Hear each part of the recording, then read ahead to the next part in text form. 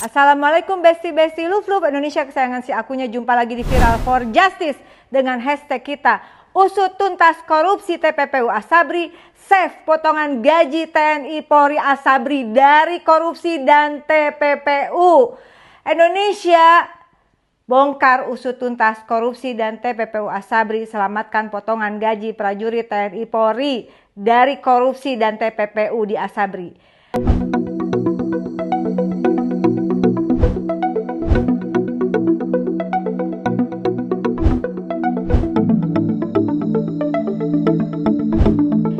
Izin aku sampaikan analisis konstitusional hukum dan hak asasi manusia.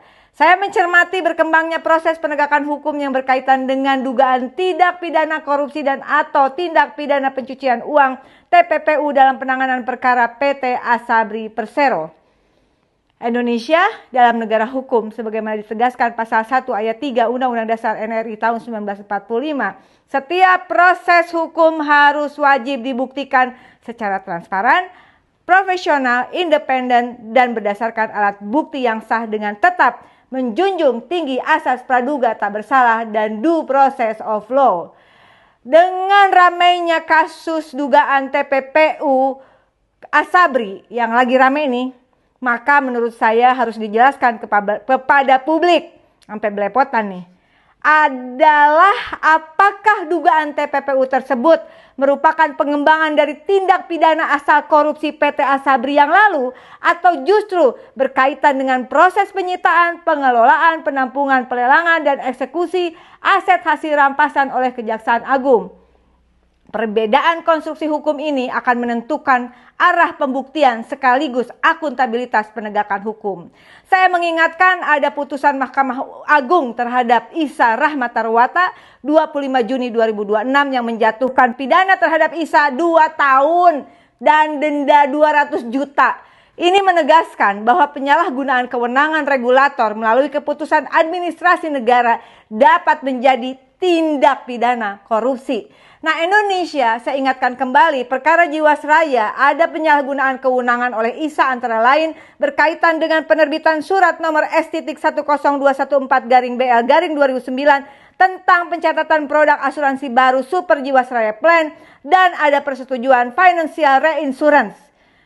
Walaupun surat tersebut bukan penyebab langsung perkara PT Asabri Persero, pelakunya sama aja. Putusan tersebut menunjukkan adanya kegagalan sistemik pengawasan regulator yang membuka ruang lahirnya ekosistem investasi beresiko tinggi. Pelaku Jiwasraya, pelaku Asabri indikasi kuat sama aja.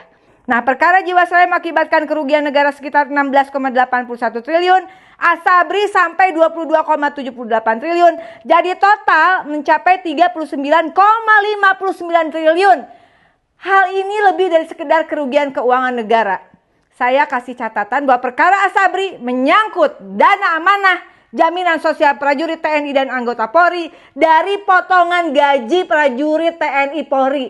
Karena itu keberhasilan aset recovery tidak boleh hanya diukur dari besarnya penerimaan negara bukan pajak PNBP. Catat Kementerian Keuangan. Tetapi dari sejauh mana negara mampu memulihkan hak konstitusional peserta sebagaimana dijamin pasal 28D ayat 1, pasal 28G ayat 1, dan pasal 28H ayat 3 Undang-Undang Dasar NRI tahun 1945. Nah, Indonesia dalam konteks tersebut, Pusat Pelaporan dan Analisis Transaksi Keuangan atau PPATK harus menjadi simpul utama penelusuran follow the money, follow the asset, identifikasi beneficial ownership, serta pengawasan terhadap seluruh proses aset recovery agar tidak terjadi TPPU baru dalam pengelolaan aset hasil korupsi.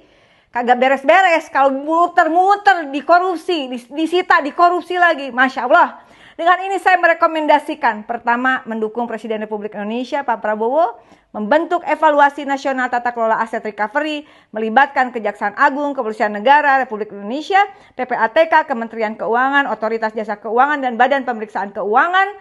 kerja terintegrasi, tidak ada ego sektoral untuk mengaudit seluruh proses penyitaan, pelelangan, pengelolaan, dan pemulihan aset secara transparan, serta menjelaskan konstruksi hukum dugaan TPPU kepada publik, khususnya dalam kasus TPPU Asabri. Disampaikan konstruksi hukumnya, insya Allah. Mendukung Presiden Republik Indonesia menerbitkan peraturan pemerintah tentang tata kelola aset recovery dan dana amanah, karena ini dana amanah peserta, ini potongan gaji, sebagai lex spesialis yang memastikan aset hasil korupsi yang berasal dari dana pensiun, dana jaminan sosial, dan dana amanah lainnya diprioritaskan untuk memulihkan hak konstitusional rakyat yang dirugikan, bukan serta-merta dikategorikan barang milik negara. Janggal, catat Kementerian Keuangan. Ketiga adalah memperkuat kewenangan dan integrasi PPATK dalam sistem aset recovery nasional melalui pengawasan digital terpadu terhadap seluruh aliran aset hasil korupsi dan TPPU agar tidak terjadi penyalahgunaan kewenangan maupun kejahatan baru selama proses pemulihan aset. Sampai belibet karena ini ada lingkaran setan. Setannya dipotong, bukan, aduh pusing deh gue. Negara hukum tidak boleh berhenti pada memenjarakan koruptor dan menambah PNBP atau hanya sebagai ribut polemik nasional. Negara wajib membongkar seluruh arsitektur korupsi, memastikan setiap aset hasil kejahatan terlacak hingga nyampe ke penerima manfaat akhirnya, serta mengembalikannya untuk memenuhi hak konstitusional rakyat yang menjadi korban, termasuk para prajurit TNI Polri yang dipotong dari gajinya tiap bulan. Tiap bulan, gak mikirin deh kalau yang atas-atas yang udah kaya, yang di bawah itu prajurit TNI Polri. Banyak yang butuh potongan gajinya di Asabri diselamatkan. Indonesia terus bersuara, never give up. Pak Presiden Prabowo, terima kasih. Mudah-mudahan ini menjadi momentum untuk perbaikan tata kelola bagaimana menangani korupsi dan TPPU di semua lini. Khususnya saat ini adalah terkait dana di Asabri yang ketika Pak Presiden menjabat Menhan, kasus ini akhirnya bisa terbongkar. Saya melacak dari 2009 dengan berbagai intimidasi dan tekanan. Ketika Pak Prabowo menjadi Menhan, baru kasus ini bisa dibongkar. Lanjutkan Pak, selamatkan Pak uang potongan gaji prajurit TNI Polri. Dengan segala kerendahan hati saya memberikan dukungan agar uang sitaan aset itu benar-benar kembali, nggak pakai jalur berlibet, kembalikan kepada Asabri untuk dikelola dengan prinsip dana amanah dan dikembalikan sebesar-besarnya untuk kepentingan peserta, yaitu prajurit TNI Polri. Terima kasih Indonesia, teruslah bersuara, teruslah berjuang bersama. Terima kasih, salam sopan Indonesia. Pada ribut mulu kagak jelas. Sabar.